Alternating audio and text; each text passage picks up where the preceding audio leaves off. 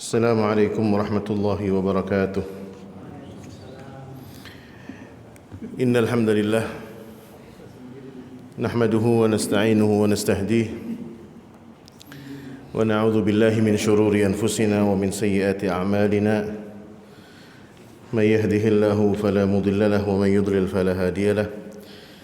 Ashhadu an la ilaha illallah wahdahu la syarika lahu وأشهد أن محمدًا عبده ورسوله لا نبي بعده. اللهم فصل وسلم وبارك وأنعم على سيدنا محمد وعلى آله وأصحابه ومن سار على نهجه إلى يوم الدين. أما بعد. قالوا سبحانك لا علم لنا إلا ما علمتنا إنك أنت العليم الحكيم. قال رب اشرح لي صدري ويسر لي أمري واحلل عقدة من لساني يفقهوا قولي. أما بعد. Ma'asyiral muslimin wal muslimat, para jamaah yang dimuliakan Allah Subhanahu wa taala. Insyaallah pada hari ini kita akan melanjutkan pembahasan kita tentang kisah perjalanan hidup Rasulullah sallallahu alaihi wasallam. Setelah kita tadi bersama-sama menunaikan salat maghrib berjamaah dengan harapan mudah-mudahan Allah Subhanahu wa taala menerima semua amal ibadah kita dan akan menjadikan semua amal kita adalah deposit yang akan kita panen di akhirat kelak nanti tanpa kekurangan satu hal apapun. Amin ya rabbal alamin.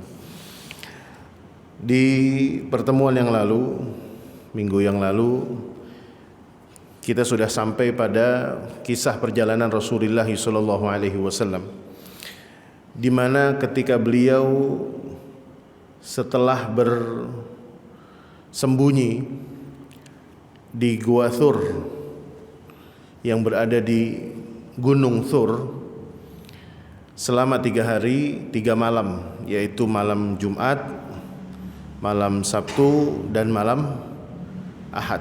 Kemudian di hari Seninnya atau di malam Senin, dalam riwayat subuh dini hari, ada yang mengatakan Senin pagi, Rasulullah sallallahu alaihi wasallam bergerak menuju ke arah selatan. Dan ini merupakan jalur yang tidak biasa ditempuh oleh orang-orang Mekah ketika mereka pergi menuju ke kota Yathrib yang saat itu belum disebut dengan kota Madinah. Setelah menempuh jalur selatan, ketika sudah melewati daerah yang disebut dengan Yanbu', barulah kemudian beliau mengambil ke arah barat, yang itu merupakan jalur yang jarang dilewati oleh orang kebanyakan. Selama perjalanan itu, ada yang mengatakan 3 hari perjalanan Rasulullah dari Mekah menuju ke Yathrib. Kita sudah membahas tentang kejadian-kejadian yang ada. Di antaranya adalah kejadian ketika Rasulullah sallallahu alaihi wasallam mendapatkan banyak perlindungan dan mukjizat dari Allah Subhanahu wa taala. Dan ini merupakan sebuah bukti bahwasanya Allah lah yang memerintahkan Rasulnya, dan ini adalah tugas. Dan Allah pun menunjukkan pertolongannya kepada Rasulnya sallallahu alaihi wasallam. Dari mulai sejak di Gua Thur sampai kemudian di perjalanan, kita sudah membahas 2 peristiwa.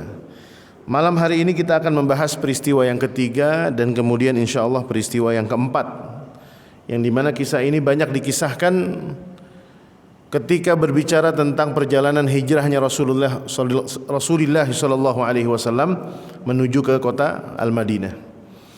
Peristiwa yang ketiga ini dikenal dengan peristiwa Khaymatu Ummu Ma'bad, tendanya Ummu Ma'bad.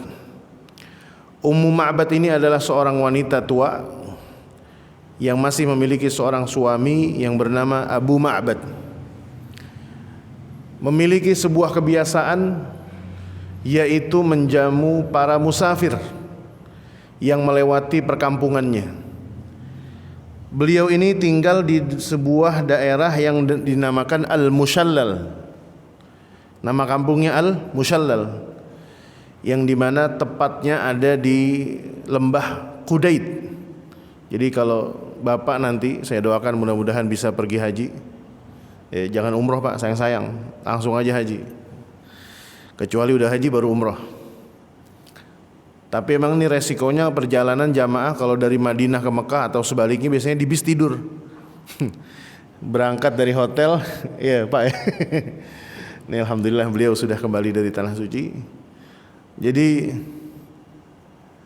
persoalannya jamaah kita itu kalau udah berangkat dari hotel, mikot dari Bir Ali, udah pules. Bangun itu cuma nyeruput teh, makan roti, biskuit, ntar merem lagi. Tahu-tahu gelap, kok udah maghrib Set. Di mana Set nih? Di Mekah. Udah kelihatan Zamzam Tower. Sebentar lagi sampai. Kok cepet banget gitu. Padahal beliau tidur udah 4 jam Pak. Masya Allah. Begitu juga sebaliknya. Tapi kalau kita adalah orang yang mengemudi, saya kebetulan apalagi guru kita, orang tua kita nih Ustadz Azhari mungkin yang bolak-balik ke Madinah. Ketika beliau tinggal di sana pasti hafal betul jalanan. Kita taunya dari mana? Taunya adalah dari rambu atau marka lalu lintas. Itu disebutkan Wadi Qudait. Termasuk di dekat Mekah itu ada satu gunung namanya, tapi jauh ya, bukan di Mekah banget, di luar dari Mekah menuju ke Madinah. Ada satu gunung namanya Hamzan, pakai za, ada yang mengatakan pakai dal, Hamdan. Pakai ha besar bukan ha kecil, Hamdan. Ada yang membacanya Hamadan. Itu adalah sebuah gunung yang pernah disebutkan oleh Rasulullah SAW dalam sebuah hadisnya yang mengisahkan tentang pahala. Sampai sekarang ada. Nah itu kalau kita di jalanan tidur ya kita nggak hafal. Nah Ummu Ma'bad ini tinggal di sebuah desa yang namanya Al-Mushallal. Al-Mushallal ini berada di sebuah lembah yang bernama Wadi Qudait. Kalau Bapak nanti di jalan itu ada namanya Wadi Qudait. Dan itulah kampungnya Ummu Ma'bad dulu. Jaraknya itu nggak jauh dari Mekah, sekitar 130 km dari Mekah. Ya berarti 1 jam perjalanan lah. Sekitar 1 jam perjalanan dari Mekah itu akan ketemu dengan Wadi Qudait. Wa kanat Ummu Ma'bad imra'atun barizatun jalidatun tahtabi bi fina'il khaymah. Orangnya ini orang tangguh, perempuan tangguh. Ya orang Baduy gimana sih Pak? Saya seumur-umur itu dalam hidup saya nggak pernah ngelihat perempuan motong kambing, ngulitin kambing kecuali di Mekah. Jadi kebetulan saya punya teman orang Arab Baduy. Saya pernah diajak ke perkampungan Arab Baduy. Itu perempuan itu strong Pak. Nyupir sendiri, beli gas ngangkat sendiri. Dan itu saya pernah melihat, diperlihatkan, bukan dipertunjukkan. Saya memperlihatkan, saya bilang, tuh ada orang perempuan tuh beli kambing dia sendiri Pak. Nyampe rumah, tetangganya dilihat, diambil kambing, ditidurin, baca doa, sembelih, langsung diikat, dikulitin sendiri Pak. Kita ngeliat dari jauh, oh iya bener tuh. Dengan cadar-cadarnya gitu, dengan abaya-abayanya, santai aja gitu. Jadi kemandirian. Ya sama juga mungkin orang Jakarta juga kalau ngelihat orang Sulawesi kaget Pak. Saya pernah diundang ke Palu, Sulawesi mana tuh? Tengah ya. Saya diundang. Dan kebetulan salah satu acaranya itu bukan di kota Palunya. Saya nginep kurang lebih sekitar 5 hari. Itu kemudian diundang ke satu acara, satu tempat namanya Pantai Sivalenta. Kalau ada yang mau ngecek silakan ada tuh. Itu masih otentik sekali ya, masih original. Jadi yang cukup saya kagetkan itu ketika selesai acara di Sivalenta saya pulang karena harus ngejar malam, jangan sampai kemalaman di jalan. Itu melewati satu kota atau satu kecamatan, saya lupa namanya itu. Lende, nah itu namanya. Kecamatan Lende. Itu jalannya lurus Pak. Ya di sana musuhnya itu bukan motor tapi kebo, sapi. Sapi nyebrang sembarangan, tidur sembarangan. Yang bikin saya kaget itu adalah ketika bubar acara, para jamaah itu pulang. Ibu-ibu jalan. Sementara saya ingat tadi menuju ke situ jalannya gunung. Saya cuma naik mobil kecil Kalau nggak salah mobil Agya atau apa gitu, saya lupa. Yang panitia jemputnya cuma mobil kecil sama Toyota Rush. Saya bilang, ini ibu-ibu jemputannya di mana kok jalan kaki? Oh, ini nggak ada yang naik motor, Ustaz, nggak ada yang naik mobil, nggak ada yang jemput. Mereka ini datang dari daerah-daerah dekat. Ya, ada yang 3 kilo, ada yang 5 kilo jalan kaki. Kita aja orang laki-laki dari Jakarta mendengar itu terperangah, Pak. Kaget. Kita kadang ke Alfamart 500 meter aja pakai motor. Beli minuman harganya 5.000, tukang parkirnya 2.000, 7.000. Nah, ini sama juga. Beliau ini adalah perempuan tangguh, mandiri, dan memiliki komitmen yang baik dengan suaminya. Ini termasuk orang-orang yang memiliki fitrah yang baik, yaitu gemar menjamu. Ketika ada orang-orang yang bermusafir dan kemalaman, ini mereka menyiapkan ada satu tenda khusus untuk mereka menginap, khusus tamu, dan mereka tinggal di tempat lain. Ketika kemudian Ummu Ma'bad berada di tempat itu sendirian, Rasulullah SAW kemudian sampai di tempat itu bersama Abu Bakar. Saat itu dikatakan waktunya itu kurang lebih waktu duha. Dan Rasulullah mampir, dan kisah Ummu Ma'bad itu sudah didengar oleh Rasulullah. Karena kebaikannya Ummu Ma'bad itu sampai tersiar kemana-mana. Sampai kemudian Rasulullah tahu ini Ummu Ma'bad nih, yang banyak diceritakan oleh para kafilah dagang. Ini orang baik nih. Ketika sampai di sana, terjadilah satu peristiwa di mana Rasulullah SAW diberikan satu mukjizat. Dan kemudian ini adalah peristiwa yang sangat berkena dalam hati Ummu Ma'bad dan suaminya. Ketika mereka sampai, saat itu Rasulullah SAW dan Abu Bakar bertanya, hal indaha syai'un, apakah kamu memiliki sesuatu? Ini saking menghormatinya, beliau menanyakan bukan hal indaki, tapi hal indaha. Seakan-akan mengatakan ini adalah perempuan yang diagungkan, dihormati. Seperti kita kalau manggil orang tuh antum, padahal satu orang gitu. Ini antum kapan datang? Padahal satu orang. Kenapa bukan ente? Kenapa bukan anta tapi antum? Ini adalah tanda menghormati. Satu orang tapi dianggap banyak. Fasa'alaha hal indaha syai'un faqalat. Kemudian Ummu Ma'bad menjawab, wallahi law kana indana syai'un ma a'wazakum. Kebetulan ketika mereka datang, Rasulullah dan Abu Bakar datang, transit di rumah Ummu Ma'bad itu, di tendanya. Kebetulan Ummu Ma'bad sedang tidak punya apa-apa. Lagi nggak ada apa-apa, stoknya habis semua.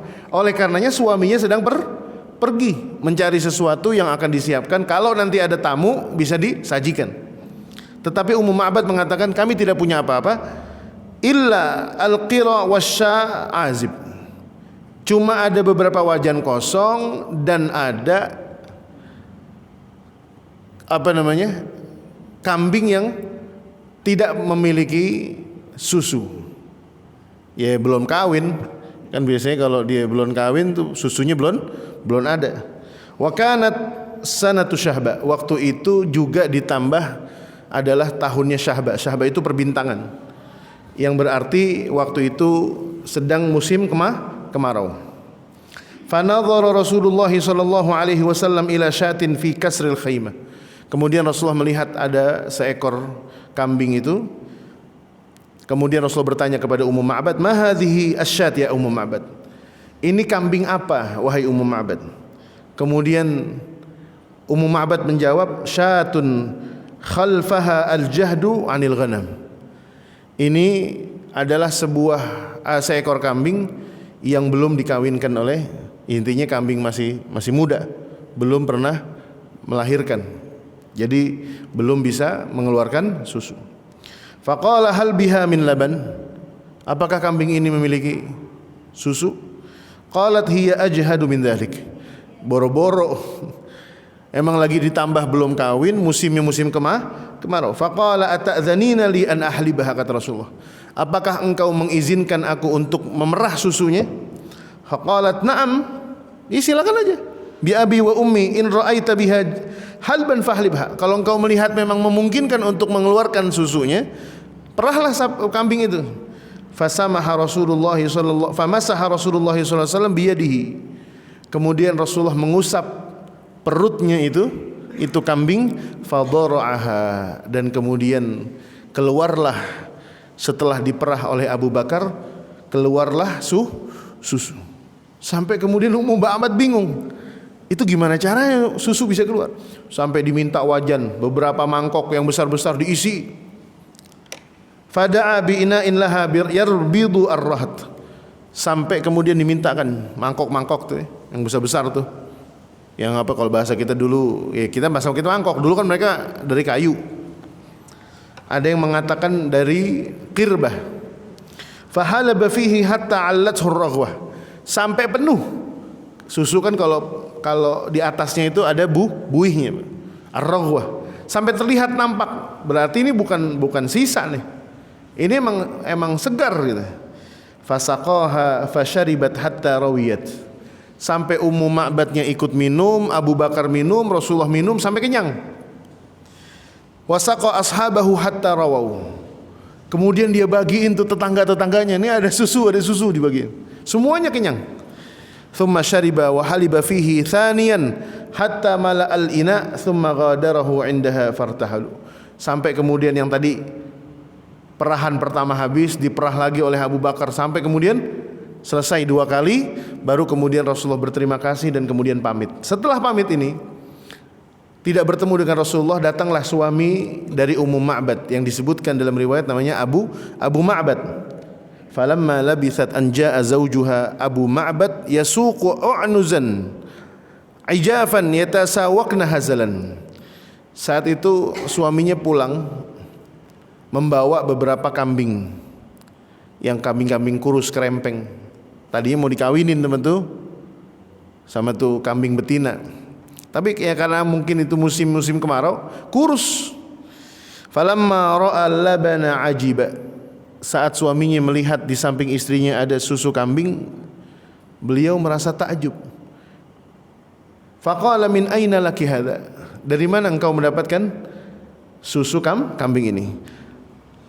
Sementara wasyatu azibun, sementara kambing betina ini belum pernahkah kawin. Wala halubatan fil bait, dan tidak ada kita memiliki sesuatu yang bisa diperah di rumah ini. Sapi enggak ada, onta enggak ada, kambing juga belum bisa. Faqalat la wallahi illa annahu marra bina rajulun mubarak kana min hadithihi kayyitun wa kayyit wa min halihi kadza wa kadza. Nah, itu dia, saya enggak tahu tuh, kata Ummu Ma'bad. Tadi ada orang datang lewat di sini. Kemudian dia terlihat seperti orang yang berkah. Ini padahal beliau bukan seorang muslimah, tapi mengerti tanda-tanda simatul khair, tanda-tanda kebaikan. Dulu Rasulullah, Pak, ini sedikit cerita, kita penggal sedikit. Ketika Rasulullah itu dihasut, ada orang-orang yang dari Mekah, orang-orang yang dari luar Mekah datang ke Mekah dulu sebelum Rasulullah berhijrah. Itu diantara orang yang dihasut adalah Abu Dzar Al-Ghifari. Ketika dia nanya ke Mekah, pengen nanya, Muhammad tuh yang mana sih orangnya? Karena beliau sudah mendengar kabar ada di Mekah orang yang mengaku Nabi, mengaku Rasul, membawa wahyu, namanya Muhammad. Setiap kali dia bertanya kepada orang, orang semuanya menghasut. Mau ngapain ente? Nih, malah yang ada dikasih kapas supaya nutup kuping. Jangan sampai dia tahu tentang seorang Muhammad. Setiap orang ditanya tentang Muhammad pasti jawabannya negatif. Dijelek-jelekin tuh Rasulullah SAW. Sampai kemudian akhirnya Abu Dzar melihat Rasulullah dari kejauhan. Kata orang kafir yang menunjukkan tentang Nabi Muhammad SAW kepada Abu Dzar ini mengatakan apa? Innahu lakazzab. Nih orangnya nih, tuh lihat ya, Muhammad ya. Itu orang paling pembohong di Mekah. Tapi apa yang dikatakan oleh Abu Dzar? Abu Dzar waktu itu belum mengatakan la ilaha illallah Muhammad Rasulullah. Tetapi ketika melihat Rasulullah SAW, beliau mengatakan wallahi innahu laisa biwajhi kazzab. Coba, demi Allah, kata nih Abu Dzar, membantah perkataan orang Mekah yang ngasih unjuk Muhammad itu yang mana. Abu Dzar dengan tegas mengatakan, belum masuk Islam, mengatakan wallahi innahu laisa biwajhi kazzab. Kalau ente yang maksud Muhammad itu adalah orang pembohong, demi Allah muka model begini bukan muka pembohong. Jadi kira-kira kalau kita siang-siang di rumah, pintu ngablak ada orang masuk, ngakunya nyasar, kan kelihatan dari mukanya Pak. Padahal dia mau nyolong handphone. Terus ketangkap basah sama Pak, ayo ngapain lu? Waduh Pak, mohon maaf Pak, tadi sih saya kira rumah teman saya nih Pak. Mukanya juga ketahuan, muka tukang bohong sama muka tidak bohong, kan begitu Pak. Ini sama juga. Ummu Ma'bad mengatakan rajulun mubarak, ada orang yang kelihatannya berkahnya luar biasa nih orang. Kana min hadithihi kaitun. Ini kalau bicara tuh lembut, tenang, berakhlak, kan gitu Pak. Jadi kalau kita bertemu sama orang yang berilmu, berakhlak, itu dari cara bicaranya beda, bercandanya beda, omongannya beda. Bahkan kalau lewat di depan kita aja udah beda. Ini orang berilmu nih. Jadi begitu kurang lebih. Wa min halihi kadza wa kadza. Kemudian diceritakan orangnya begini, wajahnya begini.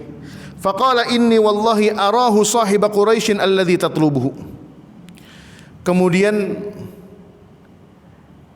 suaminya menjawab, ini kayaknya yang tadi engkau ceritakan wahai istriku, kayaknya mirip-mirip ciri-cirinya sama orang yang lagi dikejar-kejar sama orang Quraisy. Karena kan tuh sayembara udah disebar Pak, ya kan, minggu lalu kan kita udah sampaikan tuh. Orang Quraisy memberikan sayembara setelah Rasulullah lari dari Mekah menuju ke Madinah. Ada sayembara, siapa yang bisa mendatangkan Muhammad dan sahabatnya yang bernama Abu Bakar, masing-masing kepalanya, nyawanya dihargai 100 onta. Kalau dia bisa mendatangkan Muhammad maka dapat 100 onta, hidup ataupun mati. Berarti kalau dapat dua-duanya berapa? 200. Nih Ummu Ma'bad nih, suaminya Abu Ma'bad tahu, oh jangan-jangan ini nih yang dicari oleh orang Quraisy. Sifihi liya Ummu Ma'bad. Coba ciri-ciriin saya, sifatkan orang itu kepada saya. Fa wasafathu bi sifatihil karimah. Kemudian Ummu Ma'bad menceritakan sifat-sifatnya Rasulullah yang mulia. Wasfan badi'an, dengan sifat yang sangat indah sekali. Ka'anna as-sami'u yanzuru ilaihi, seakan-akan orang yang mendengar itu bisa melihat Rasulullah sallallahu alaihi wasallam. Bayangin nih Pak, Rasulullah itu berdakwah dengan perilakunya. Bahkan sampai Ummu Ma'bad tidak dibimbing beliau dengan syahadat, tapi sudah mengena sekali. Oleh karenanya kita juga bisa berdakwah tanpa memegang mic, tanpa menggunakan sorban, tanpa naik ke atas mimbar, tanpa bergelar ustadz, tetapi dengan apa? Dengan cara muamalah kita. Dengan cara muamalah kita. Kita dikenal dengan kejujuran kita, kita dikenal dengan sopan santun kita, kita dikenal dengan baik hatinya, kita senang membantu tetangga, kita memperhatikan para duafa, kita rajin sholat ke masjid, bertegur sapa dengan tetangga. Ada tetangga yang sakit ditengokin. Waktu zaman Covid, orang hidup susah, yang sakit gak berani ditengokin, yang sehat gak berani nengokin, yang sakit gak berani keluar rumah. Di saat seperti itu banyak orang-orang yang berani mempertaruhkan nyawanya tetap memperhatikan tetangganya. Dia masakin tetangganya, dia kirimin ayam goreng, dia kirimin sayuran, dia kirimin makanan, roti dia kirimin. Ini orang-orang yang memiliki simah, memiliki tanda-tanda kebaikan seperti inilah yang akan menjadi tonggak dakwah. Ketika di musim-musim kebaikan itulah dia akan hadir. Seperti bulan Muharram nih, santunan yatim piatu. Perhatikan Pak, bahkan saya kemarin barusan rapat dengan panitia santunan yatim piatu di yayasan saya. Saya mendukung kuat salah satu saran dari pengurus yang mengatakan, Ustadz, bagaimana kalau santunannya ini jangan cuma sekedar memberikan uang santunan, mungkin satu anak 200 sampai 500 ribu, jangan. Karena kebetulan anggarannya cukup banyak dan kemudian juga alhamdulillah cukup banyak yang nyumbang. Gimana kalau kita in cash? Maksudnya apa? Per kasus. Oh ini anak kemarin ada tunggakan di sekolahnya, ada gerakan tebus ijazah Pak, gerakan nebus ijazah yang tertahan. Dan ini bisa digunakan dari uang mana? Bukan dari uang santunan yatim saja, tetapi dari dana zakat. Ini potensi seperti ini Pak, kebaikan-kebaikan seperti ini. Dan inilah Rasulullah SAW ketika berdakwah itu dengan kebaikan yang dirasakan. Kita kembalikan kepada kisah ketika beliau menerima wahyu pulang dari Jabal Nur, dari Gua Hira, ketika badannya bergetar luar biasa, dahsyatnya penuh dengan rasa ketakutan, tetapi beliau sungguh sangat bahagia memiliki seorang istri yang memiliki gambaran yang tepat tentang sang suami ini.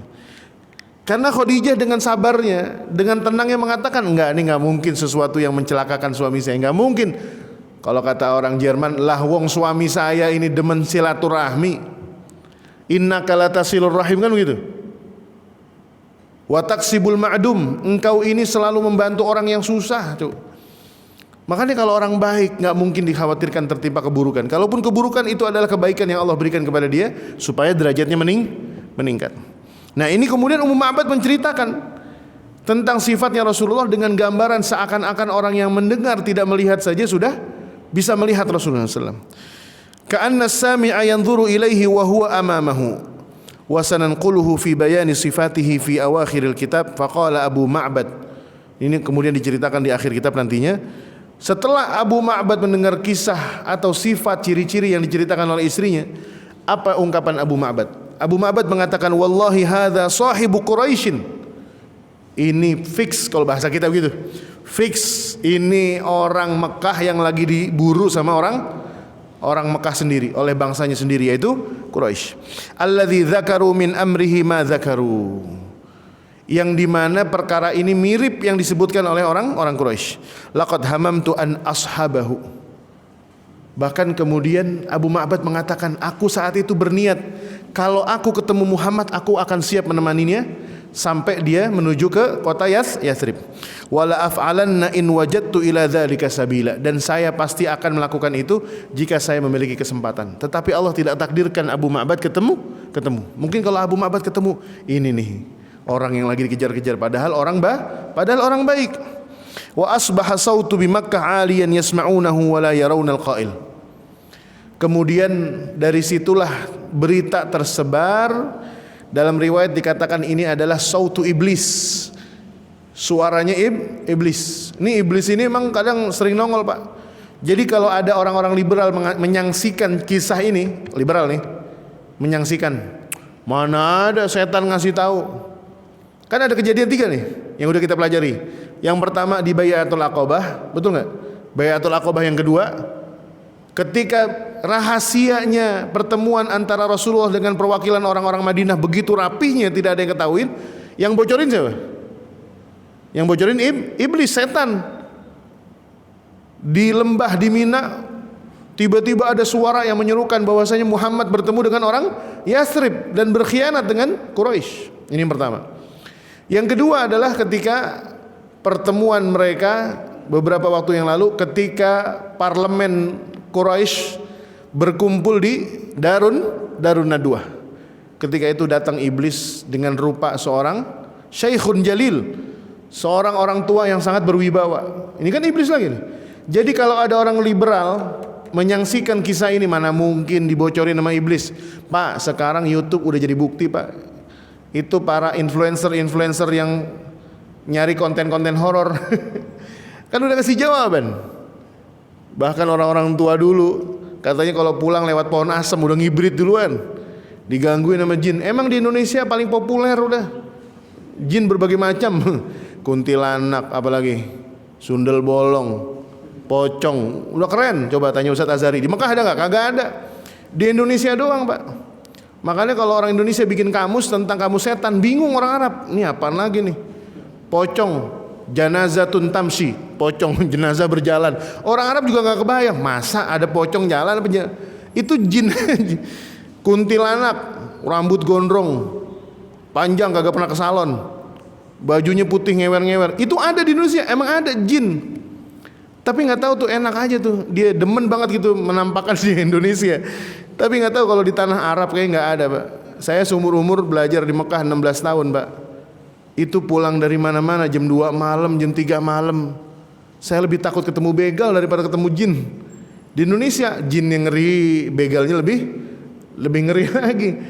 Jadi subhanallah nih, ini mungkin pelajaran buat kita ini. Ini iblis kemudian membocorkan berita intinya itu mengatakan Rasulullah Muhammad itu sudah sampai di titik Ummu Ma'bad. Kan saya katakan Ummu Ma'bad ini viral. Semua orang, para pedagang itu tahu Ummu Ma'bad. Ummu Ma'bad itu udah tahu. Akhirnya ketika dikatakan tentang berita bahwasanya Rasulullah sudah sampai di Ummu Ma'bad, orang yang pertama kali bersyukur adalah siapa? Selain orang-orang Quraisy yang semakin panas, yang bersyukur adalah Asma binti Abi Bakar. Secara tidak langsung beliau mendapatkan kabar dari berita itu bahwasanya apa? Ayahnya selamat dan sudah di tengah perjalanan. Asma kemudian mengatakan, "Ma daraina aina tawajjaha Rasulullah sallallahu alaihi wasallam." Jujur saja kata Asma, kami tidak tahu kemana Rasulullah berjalan bersama ayahku. Pokoknya keluar aja udah. Yang tak kita tahu mau pergi ke Madinah. Cuma kan kalau dulu kan kagak ada Pak WA. Kalau kita kan sekarang lagi nungguin orang nih. Bro, udah sampai mana bro? Sini. Lampu merah Selipi. Serlok kan gitu. Padahal orangnya masih di kamar mandi, masih pakai anduk. Ini udah lampu merah Selipi. Pas disuruh Sherlock dibingung tuh. Sherlocknya masih di gang 5. Belum ada di lampu merah. Ya kan? Orang dulu benar-benar Pak. Coba kita, jangankan tahun sekarang nih, jangankan zaman Rasulullah. Waktu haji tahun 90-an saya ditinggal haji sama orang tua. Ketika kita melepas orang tua ke asrama haji Pondok Gede, udah nggak tahu beritanya tuh. Berangkat.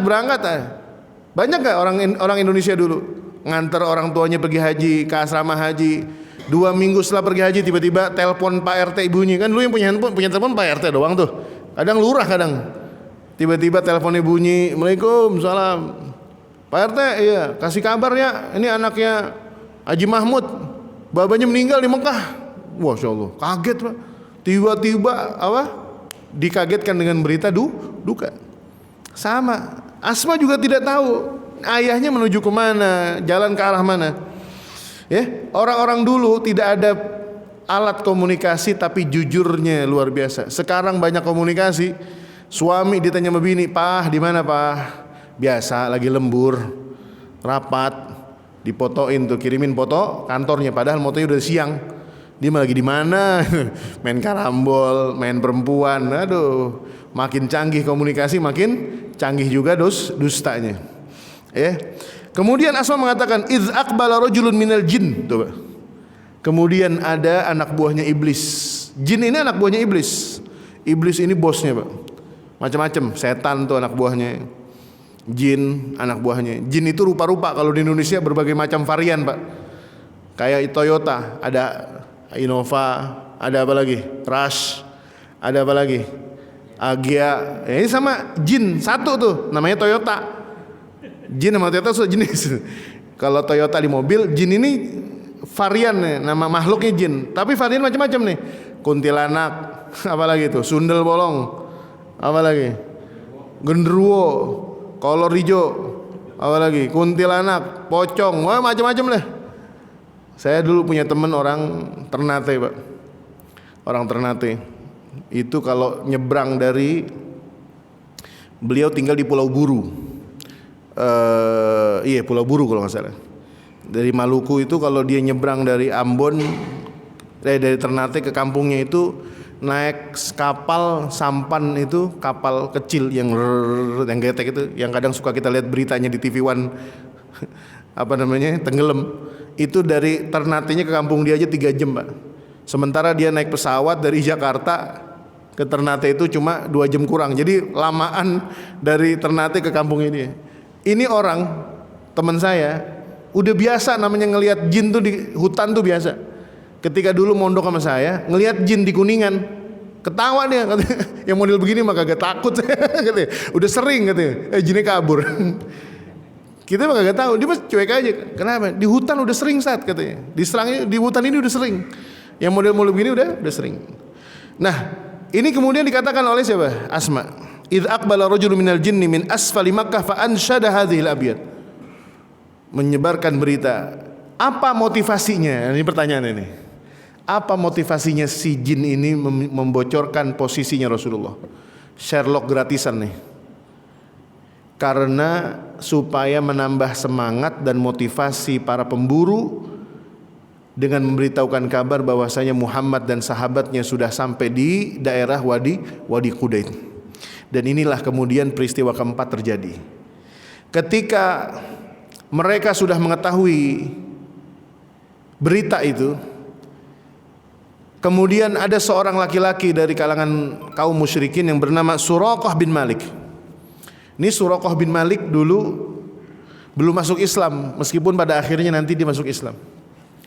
Karena dalam peristiwa ini beliau dijanjikan, kalau engkau masuk Islam, nanti engkau akan mendapatkan mahkota dari Persia. Yang kemudian orang yang menepati janji Rasulullah itu adalah seorang khalifah yang bernama Umar bin Al-Khattab. Suraqah. Dan inilah kemudian terjadi peristiwa, bahkan Allah menunjukkan mukjizatnya di hadapan seorang Suraqah. Suraqah ini menceritakan ketika dia sedang duduk dan kemudian berita itu sudah terdengar. Bainama ana jalisun fi majlisin min majalisi qaumi Bani Mudlaj. Dia kabilahnya namanya Bani Mudlaj. Ketika lagi duduk, kongko-kongko gitu, nongkrong-nongkrong, aqbala rajulun minhum hatta qama alaina wa nahnu julus. Ada orang datang bawa berita. Kemudian mengatakan, "Ya Suraqah, inni raaitu anifan aswidatan bisahil." Itu berita ternyata benar. Saya sudah ngecek tadi di jalan pesisir, jalur barat tadi, saya lihat ada 2 orang berjalan. Terlihat dari kejauhan warna hitam. Kan orang kalau dari jauh, Pak, mau pakai baju warna merah, warna hijau, warna apapun, kalau dari jauh pasti kelihatannya hitam, hitam ya. Pas sudah terkesin, oh ternyata bajunya hijau. Karena apa? Ya, cuma mampunya mata kita melihat seperti itu. Kemudian ini orang ngebocorin kepada Suraqah. Kayaknya tadi itu yang lewat itu Muhammad sama temen itu. Araha Muhammadan wa ashabahu. Tetapi cerdasnya Suraqah nih, kalau bukan cerdas sih, lebih kepada liciknya Suraqah. Suraqah kemudian mengatakan, bukan, itu bukan Muhammad. Itu bukan Muhammad dan sahabatnya. Padahal itu tujuannya supaya orang tidak mengejar Muhammad, supaya orang tidak termotivasi, supaya orang tidak terpancing. Padahal dia meyakini sendiri kalau itu adalah Muhammad. Ketika sudah beberapa saat orang sudah berubah pembicaraannya, sudah tidak terfokus lagi dengan apa? Dengan sosok Muhammad itu. Akhirnya Suraqah kemudian bersiap-siap. Dia siapkan kudanya, dia siapkan senjatanya, dia siapkan perbekalannya untuk mengejar Muhammad dan sahabatnya. Sampai kemudian Suraqah dikatakan di sini sampai dan ketemu dengan orang itu, yaitu Muhammad dan sahabatnya Abu Bakar As-Siddiq. Kemudian sampai ketika memastikan itu adalah 2 orang yang diburu, Suraqah udah kebayang-bayang nih, wah dapet nih, sayembara, besok saya jadi orang kaya nih. Kan permintaan Quraisy hidup atau mati. Hidup atau mati. Memang yang dibayar itu akan mahal. Quraisy itu gimana pun caranya jangan sampai api kebenaran itu akan terang benderang. Meskipun yang membawa itu adalah anak kampungnya sendiri, anak dagingnya sendiri, yaitu Muhammad, harus bunuh. Dan itu harus mengorbankan integritas seorang Quraisy, seorang suku yang bernama Quraisy yang tidak pernah berdiri di atas kezaliman, harus mempertaruhkan itu. Kemudian ketika mereka mendekat, Suraqah mendekat kepada Nabi Muhammad SAW, dikisahkan hatta danautu minhum, sampai Suraqah itu sudah mendekat. Fa'atharat biya farasi fakharartu anha. Mukjizat pun terjadi. Yang pertama apa? Ketika Suraqah semakin mendekat dan mampu mendekati Rasulullah, saat itu tiba-tiba hewan tunggangannya, kudanya pun, kalau bahasa kita nyungsep, bahasanya begitu, nyungsep. Fakharartu anha, sampai aku terjungkal dan aku jatuh dari hewan tungganganku. Faqumtu, dan aku kemudian bangun. Fahwaitu yadiya ila kananati. Dan yang kedua, dia apa yang lakukan? Ketika saya kemudian bangun dari jatuhku, Suraqah kemudian mengambil anak panah dan mempersiapkan busur. Fastakhrajtu minha al-azlam. Dan kemudian aku siapkan apa namanya? Panah-panah itu. Fastaqsamtu biha adurruhum amla. Sebelum dia mau apa namanya itu? Sebelum dia mau memanah, dia ternyata apa namanya Pak? Kalau bahasa kita nih bikin apa namanya? Makan enggak gitu apa namanya? Tebak apa namanya? Hitung-hitungan. Itu dia ngitung-ngitung dengan panahnya. Apa panah enggak. Sampai kemudian fa kharajal ladzi akrahu. Kemudian ternyata hasilnya dia harus, menurut dia harus tetap melakukan upaya itu. Padahal dia udah mulai ragu tuh. Ketika tiba-tiba apa namanya? Kudanya jatuh, seakan-akan Allah memberikan peringatan kepada dia, tetapi dia memiliki satu obsesi untuk mendapatkan sayembara itu. Faraqibtu farasi wa asaitul azlam.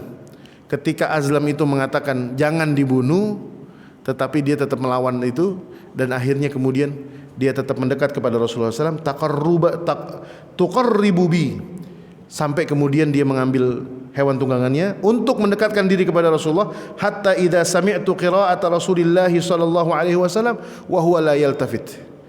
Ternyata saat Rasulullah berjalan dengan Abu Bakar itu, Rasulullah sambil membaca Al-Quran. Tetapi Rasulullah seakan-akan tidak menganggap keberadaan musuh yang ada di belakang. Saking tenangnya Rasulullah, Pak. Luar biasa nih. Wa Abu Bakrin yukthirul iltifat. Sementara Abu Bakar nengok dan tahu kalau di belakang ini ada seorang laki-laki yang bernama Suraqah. Sakhat yada farasi fil ardi hatta balawata ar-rukbataini. Sampai kemudian jatuh kedua kali, bahkan yang kedua ini bukan terjungkal tetapi terperosok. Padahal jalan yang sama yang dilalui oleh Muhammad SAW dengan kudanya siapa? Suraqah ini sama. Tetapi kuda Rasulullah tidak terperosok, tetapi kudanya siapa? Suraqah ini terperosok. Sampai terperosoknya itu setengah kaki kudanya. Fa kharartu anha, sampai kemudian aku jatuh dari hewan tungganganku. Thumma zajartuha fanahalat, sampai aku pukuli kudaku itu sampai akhirnya dia mampu keluar dari tempatnya itu yang dia terperosok. Falam takat takhruju yadayha falam mastawat qa'imatan idla athara yadayha ghubarun sati'un fis sama' mithla dukhan. Tetapi ketika akhirnya sang kuda itu keluar dari lubangnya itu, keluarlah cahaya yang meninggi ke arah langit. Sati'un fis sama'i mithlu dukhan fastaqsamtu bil azlam. Lagi-lagi dia berjudi dengan panahnya. Fa kharajal ladzi akrahu, dan itu hasilnya padahal dikatakan berhenti, udah tinggalin, tetapi dia tetap melawan. Fanadaituhum bil aman. Akhirnya dia nyerah dengan apa? Dengan Rasulullah SAW, dan memanggil Rasulullah untuk minta berdamai. Fawaqafu, dan kemudian Rasulullah pun berdiri berdiam. Faraqibtu farasi hatta ji'tuhum. Tapi giliran meminta aman kepada Rasulullah, akhirnya itu kuda akhirnya mau lagi diri dan ditunggangi oleh Suraqah, dan kemudian mendekat kepada Rasulullah SAW. Wa waqa'a fi nafsi hatta laqitu ma laqitu min al-habs anhum an sayadhharu amru Rasulillah SAW. Faqultu lahu inna qaumaka qad ja'alu fika al-diyah. Sampai kemudian ketika bertemu dalam kondisi yang aman, kudanya mau berdiri dan bahkan mendekat, masih ada bisikan dalam hatinya. Apa nih? Wah, ini justru lebih aman nih. Saya bisa berkhianat nih, bisa jadi saya tusuk nih, bisa jadi saya hunuskan pedang itu. Kemudian apa? Fakultu, dan saya kemudian berkata kepada Muhammad, inna qaumaka qad ja'alu fika diyah. Kaum ini menjadikan kamu sayembara, bahwasanya kamu diminta, diburu. Fa akhbartuhum akhbara ma yuridun nasa bihim wa aradat alaihim az-zada wal mata'a falam yarzani wa lam yas'alani illa an qala akhfi anna. Tetapi Rasulullah SAW kemudian tidak mengatakan apapun kecuali mengatakan, pergilah wahai Suraqah, dengan syarat jangan memberitahukan kabar berita tentang kami. Fasa'altuhu an yaktuba liya kitabu amnin. Dari situlah kemudian Suraqah meminta jaminan, kalau seandainya saya meninggalkan mereka dan saya menutup mulut, kira-kira ada nggak jaminan? Kemudian Rasulullah SAW fa'amara Amir bin Fuhairah, mohon maaf nih saya kelupaan, Ada orang ketiga yang ikut bersama Rasulullah. Setelah Abdullah bin Uraikid pulang, ada Amir bin Fuhairah yang menemani siapa? Menemani Rasulullah SAW. Fakataba liya fi waq'atin min Adam thumma madha Rasulullah sallallahu alaihi wasallam. Kemudian Rasulullah disitulah menulis wasiatnya yang mengatakan salah satu janjinya adalah apa? Kalau engkau menepati janjimu ini, maka aku berjanji akan memberikan kepadamu apa? Mahkotanya Persia. Dan itu kemudian terjadi ketika Sayyidina Umar ibn Khattab menaklukkan Persia dan kemudian akhirnya Suraqah mendapatkan mahkota itu. Dan disitulah baru Suraqah mempercayai, setelah sekian lama berislam baru semakin cinta dengan Rasulullah. Padahal udah cinta juga, tapi semakin terasa. Ya, kurang lebih begitu. Insyaallah nanti peristiwa yang kedua terakhir ketika Rasulullah SAW sebelum tiba di Kuba, nanti akan ada peristiwa bagaimana Rasulullah bertemu dengan dua sahabat. Siapakah mereka? InsyaAllah akan kita bahas di pekan yang akan datang. Mudah-mudahan Allah berikan kita usia yang bermanfaat, penuh istiqamah, dan mudah-mudahan Allah berkahi keluarga kita, anak cucu kita dijadikan keluarga yang sakinah, mawaddah warahmah, dan keturunan kita dijadikan keturunan yang saleh dan salehah. Allahumma anfa'na bima 'allamtana wa 'allimna ma yanfa'una wa zidna 'ilman bi rahmatika ya arhamar rahimin. Rabbana taqabbal minna innaka antas samiul 'alim wa tub 'alaina innaka antat tawwabur rahim. Wa sallallahu ala nabiyyina Muhammadin wa ala alihi wa sahbihi wa sallim. Walhamdulillahi rabbil alamin. Lebih kurangnya mohon maaf. Assalamualaikum warahmatullahi wabarakatuh.